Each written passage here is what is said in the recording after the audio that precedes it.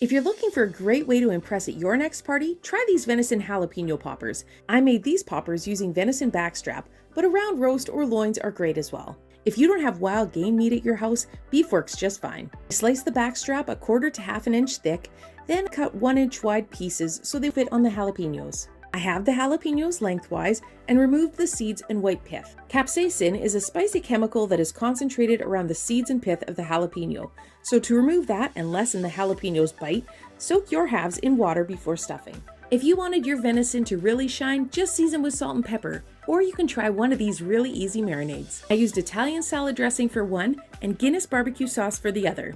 I tested a bunch of different flavor combinations for a video, and these were our top 2. I'll link that video below if you want to check it out. I coated the pieces in sauce, covered the bowl with saran wrap, and refrigerated them for 2 hours. You can marinate them for 24 hours if you want to, it'll just infuse more flavor into the meat. The most tedious part for me was filling each jalapeno half with softened cream cheese. Tedious, but so tasty, so I'd say it was worth it. Before applying the meat to the jalapeno, I removed the extra sauce and pat them dry with a paper towel.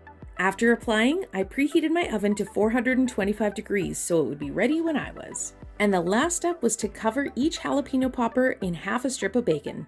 I started at one end and wrapped it a couple times to the top. Any loose ends I secured with a toothpick.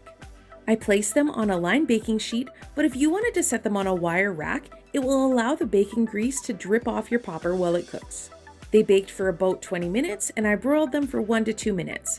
If the underside of your poppers needs to get crispy, flip them over and broil them again. If you want to try some more venison appetizer recipes, check out these videos. Thanks for watching, friends. Happy cooking!